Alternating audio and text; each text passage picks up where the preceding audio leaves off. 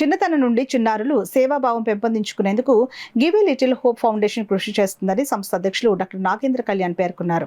Save earth అనే నినాదంతో NTR beach Sagar తీరాన రెయిన్బో చిల్డ్రన్ హోమ్ చిన్నారులతో కలిసి ఎన్విరాన్మెంటల్ అవేర్నెస్ కార్యక్రమం నిర్వహించి సాగర్ తీరాన్ని శుభ్రం చేయడం జరిగింది.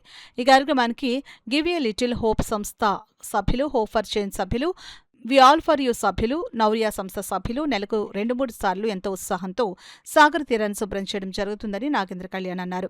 ఈ కార్యక్రమంలో give a little hope foundation అధ్యక్షులు Nagendra Kalyan, hope for change Lakshmi Nagendra, Navya, Sushila Joy, Charan, Chandrika, Sundari, Pramila, Satyababu, Sushila, Joy Deepika, Hemalatha, Vinay, Ganesh, Sai Kiran, Sagar, Anand, Durgaprasad, Mounarekha, rainbow children's home చిన్నారులు పాల్గొన్నారు.